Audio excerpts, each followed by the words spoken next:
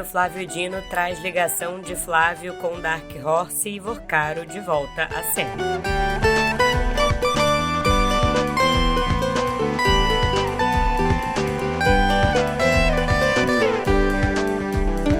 Romeu Zema promete anistia aos condenados pelo 8 de janeiro.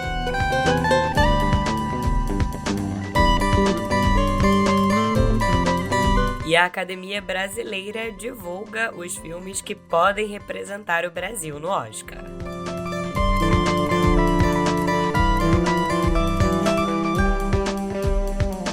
Olá pra você, tudo bem por aí? Bom dia, boa tarde ou boa noite. Hoje é terça-feira, dia 25 de agosto de 2026. Eu sou Yasmin Riston e já tô aqui no estúdio com meu café quentinho sem açúcar, pronta para te contar tudo que você precisa saber para ficar mais bem informado. Agora, no pé do ouvido. Simbora!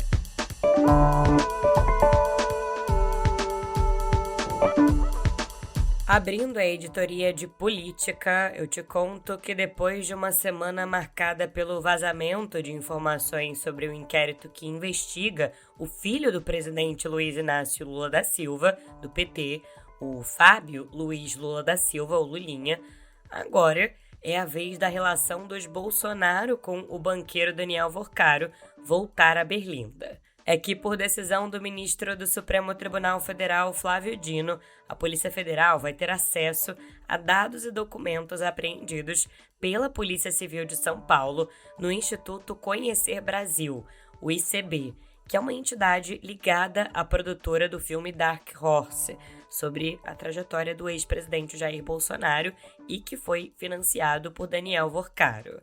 Esse material vai ser usado no inquérito aberto no Supremo para investigar a suspeita de que recursos de emendas parlamentares possam ter financiado essa produção. A Polícia Federal vai poder analisar dados de computadores e celulares, documentos contábeis, notas fiscais, comprovantes de pagamentos e registros financeiros apreendidos pela Polícia Paulista. A autorização inclui tanto dados brutos quanto relatórios já elaborados a partir do material. E bom, na prática, Flávio Dino abriu uma segunda frente de investigação sobre o financiamento de Dark Horse. A nova linha de apuração, ela busca identificar justamente se recursos públicos destinados por parlamentares ligados ao bolsonarismo chegaram à produtora responsável pelo projeto. Essa investigação, ela se soma ao inquérito relatado pelo ministro André Mendonça, que apura o financiamento do filme e os 61 milhões de reais aportados pelo banqueiro Daniel Vorcaro. Caso sejam encontrados elementos relacionados a essa apuração, Flávio Dino poderá encaminhá-los ao gabinete do ministro André Mendonça. Mas essa nova frente de investigação, ela tem potencial de ampliar os pontos de atrito dentro do Supremo, viu? Especialmente entre os ministros Flávio Dino e André Mendonça. É que as duas apurações agora podem se cruzar, colocando sob relatorias diferentes investigações relacionadas ao mesmo tema. Esse episódio ocorre em meio a uma sequência de divergências entre integrantes da corte. E bom, Flávio Bolsonaro desistiu de fazer a prestação de contas pública dos gastos com o filme Dark Horse. A divulgação dos dados havia sido prometida depois de vir tudo a público em maio, principalmente aquele áudio no qual o Flávio pedia recursos ao Vorcaro para a produção. Segundo interlocutores falaram à CNN Brasil, a campanha reconhece nos bastidores que o Flávio se precipitou ao anunciar a prestação de contas sem ter acesso a todas as informações financeiras do projeto.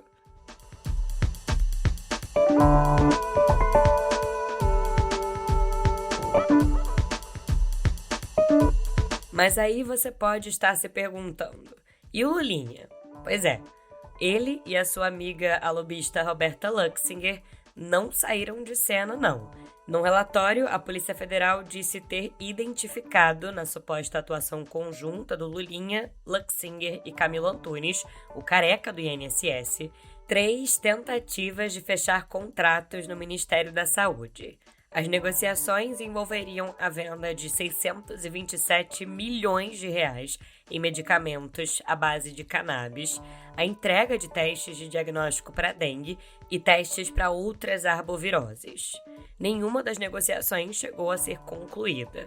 E também foram identificadas pela Polícia Federal movimentações expressivas de dinheiro em espécie feitas pela Roberta, em parte destinadas a uma agência de viagens que havia emitido passagens em nome do filho do presidente Lula. E não acabou, não. Gravações obtidas pela Polícia Federal mostram que a Roberta Luxinger ameaçava deixar de pagar passagens aéreas para o Lulinha por já gastar R$100 mil mensais com um imóvel.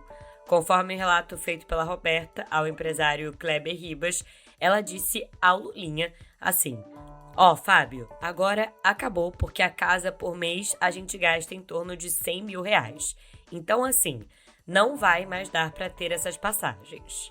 Ao reproduzir o diálogo, ela afirmou que Lulinha respondeu que pediria os pagamentos diretamente aos empresários. Começou nesta semana a série de sabatinas do Jornal Nacional. O primeiro candidato a presidente a ser entrevistado, por ordem de sorteio, foi o ex-governador Romeu Zema, do Partido Novo. Ele defendeu a anistia aos condenados pelos atos antidemocráticos de 8 de janeiro de 2023. Eu darei anistia ou, pelo menos, no mínimo, um tribunal que não seja político, um tribunal que seja judicial. Porque o que nós vimos no Brasil foi perseguição. Uma moça que sujou um monumento público pegar 14 anos de prisão. O candidato à Justiça determinou que houve 7 crimes. Eu vou ler aqui para o senhor: tentativa de abolição do Estado Democrático de Direito, golpe de Estado, dano qualificado, associação criminosa, incitação ao crime, organização criminosa armada, deterioração do patrimônio tombado. Foram 1.400 condenações. Eu discordo. Na minha opinião, comete crime quem leva o crime adiante. Quem fez, pensou ou até idealizou, mas não levou, para mim, não cometeu crime. O senhor acha que esses crimes que eu enumerei aqui todos não foram adiante? O de sujar o monumento foi adiante, sim. A moça, a Débora, que inclusive eu conheci a irmã, o dela foi adiante. Não foi apenas sujar o monumento. Não foi apenas sujar o monumento. E os outros todos? O senhor quer que eu leia novamente? Por favor. Incitação ao crime, organização criminosa armada, deterioração de patrimônio tombado, dano qualificado. Deterioração, tudo bem. Eu acho, Renata, que deve se punir pela depredação, pelo vandalismo. Agora, teve tiro disparado? Não teve nenhum movimento. Na minha opinião, foi um julgamento nitidamente político.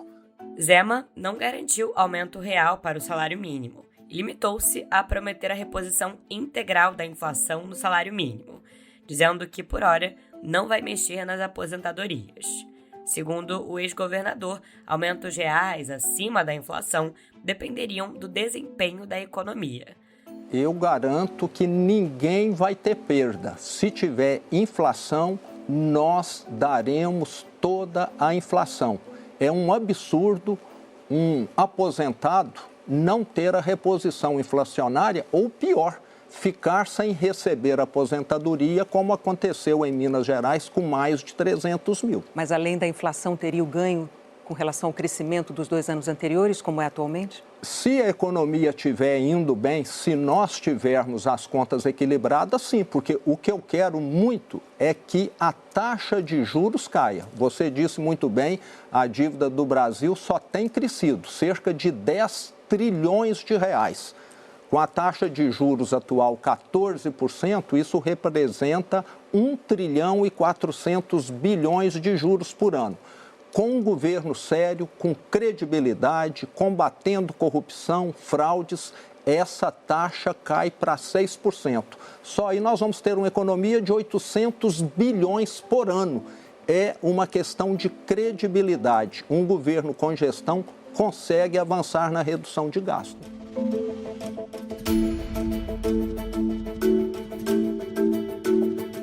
E os dois principais candidatos ao Planalto, o presidente Lula e o senador Flávio Bolsonaro, confirmaram participação nas sabatinas do Jornal Nacional nesta semana. O presidente vai ser entrevistado na quinta-feira e o Flávio vai ser sabatinado na sexta-feira, segundo a sua assessoria. A previsão é que a entrevista ocorra nos estúdios da Globo, no Rio de Janeiro. Hoje vai ser a vez de Ronaldo Caiado, do PSD, e também vão ser entrevistados Renan Santos, do Missão, e Augusto Cury, do Avante.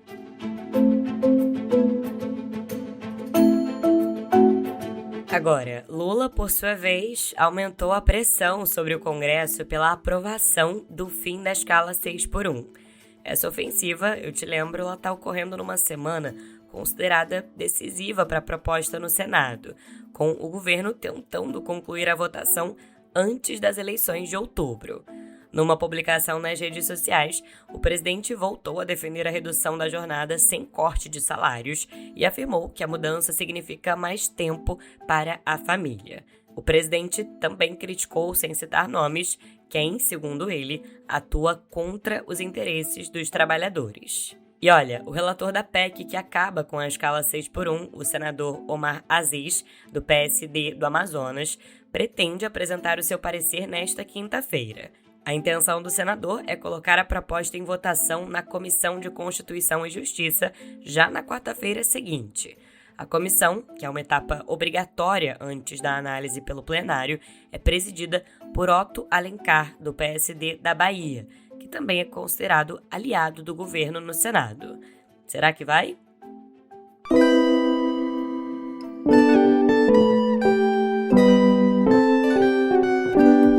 Abrindo a editoria de Viver, eu te conto que a Anvisa aprovou o registro do segundo genérico de semaglutida no Brasil.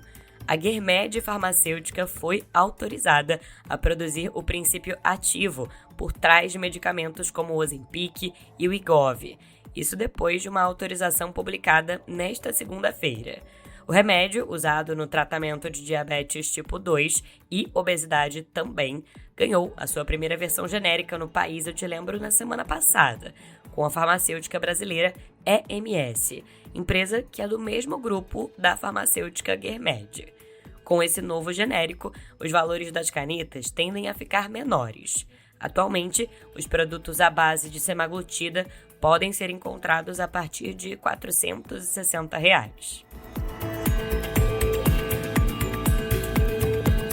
E a temperatura média da superfície dos oceanos atingiu 21,1 graus Celsius no sábado. Essa é a maior marca já registrada, segundo dados divulgados pelo Observatório Europeu Copérnicos. Mais de 90% do calor retido pelo dióxido de carbono proveniente da queima de combustíveis fósseis entra nos oceanos. Isso agrava a elevação do nível do mar e aumenta os riscos de inundações para comunidades costeiras e nações insulares de baixa altitude. O novo recorde de calor oceânico é especialmente notável, visto que as temperaturas globais do mar são normalmente mais altas entre março e abril.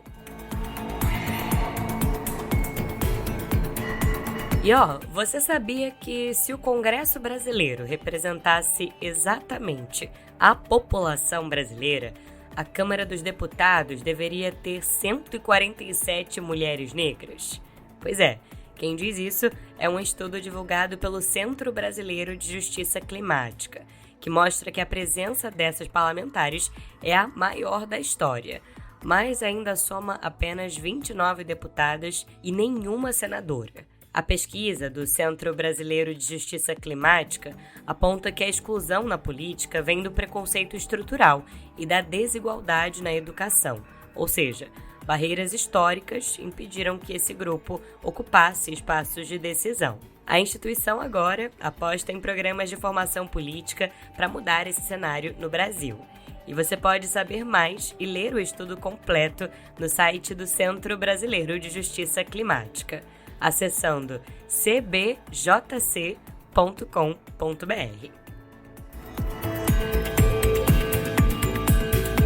No Brasil, um estudo da Fundação Cearense de Meteorologia e Recursos Hídricos da Universidade do Estado do Rio de Janeiro aponta que os períodos de seca vão ficar mais longos e intensos no Sudeste nas próximas décadas. Utilizando um índice de desempenho de modelos climáticos chamado DRIP, os pesquisadores sugerem que as temporadas de seca devem passar dos atuais 9 meses para 13 meses de duração entre 2021 e 2060 na bacia do Rio Paraíba do Sul, que é responsável pelo abastecimento de 20 milhões de pessoas em Minas Gerais, Rio de Janeiro e São Paulo.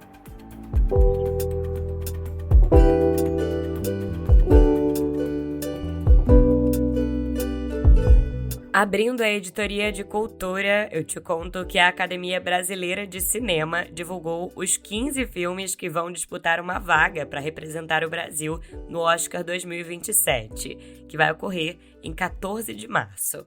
A comissão de seleção deve se reunir em 9 de setembro para escolher os 6 títulos que seguem na disputa. O longa escolhido para concorrer a uma indicação ao Oscar de melhor filme internacional vai ser anunciado no dia 16 de setembro. Nessa pré-lista estão filmes premiados, como os vencedores do Festival de Gramado no sábado, o filme Nosso Segredo, de Grace Passou, e Feito Pipa, de Alan Deberton. Malês, de Antônio Pitanga, e o filme A Fabulosa Máquina do Tempo, de Elisa Capai, também aparecem na lista.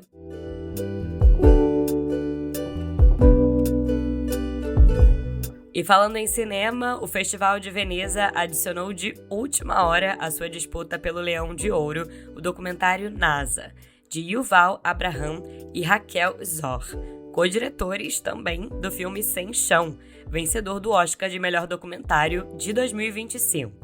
Essa obra, filmada à noite nos telhados de Tel Aviv, promete mostrar em detalhes os sistemas por trás do assassinato em massa calculado de civis palestinos em Gaza por Israel. O filme, produzido pelo jornal The Guardian, também tem produção de James Wilson e produção executiva de Jonathan Glazer, que trabalharam juntos no filme Zona de Interesse, vencedor do Oscar de Melhor Filme Internacional em 2024.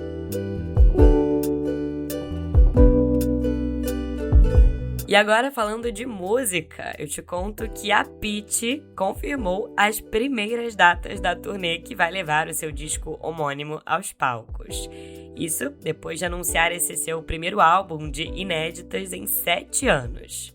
Vão ser 10 apresentações entre outubro e dezembro, com a estreia marcada para o dia 17 de outubro no Espaço Unimed, em São Paulo, um dia depois do lançamento do disco.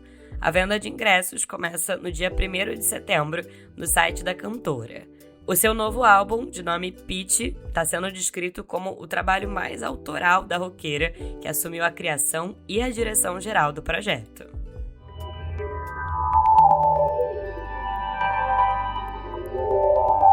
Chegando à editoria de Cotidiano Digital, eu te conto que o Discord apresentou um recurso contra a suspensão de lives determinada pela Autoridade Nacional de Proteção de Dados e pediu um efeito suspensivo imediato e anulação dessa medida. Segundo a defesa do Discord, a ANPD não teria competência legal para determinar a suspensão sob o ECA digital, já que a lei atribuiria esse tipo de restrição ao judiciário e não a uma autoridade administrativa. O Discord também argumenta que a punição atinge famílias, estudantes e empresas sem relação com condutas ilícitas.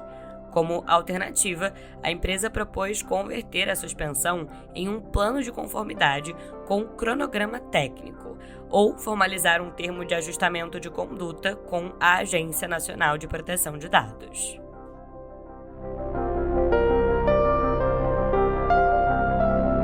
Na Nova Zelândia, o governo vai apresentar ao parlamento um projeto de lei que proíbe menores de 16 anos de usar redes sociais como TikTok, Instagram, Snapchat e Facebook. Nesse projeto, as plataformas teriam a responsabilidade de verificar a idade dos usuários e as empresas que descumprissem poderiam levar uma multa de até 10% da receita global, num patamar maior do que o aplicado na Austrália, por exemplo. Mas essa proposta, eu te conto, ela enfrenta resistência dentro do próprio governo, já que 2 partidos de coalizão já declararam que vão votar contra a medida. E a Netflix, mesmo se mostrando historicamente resistente a integrar concorrentes à própria plataforma, discutiu recentemente com a NBC Universal e a Fox Corporation a possibilidade de trazer o Peacock e a Fox One para o seu serviço, segundo fontes falaram ao New York Times. A Netflix já deu um primeiro passo nessa direção em junho, ao incluir a programação da emissora francesa TF1 no seu catálogo local. O movimento acompanharia uma tendência do setor de streaming liderada pela Amazon, YouTube e Roku, que é uma tendência de se tornar uma plataforma única de acesso a diferentes serviços.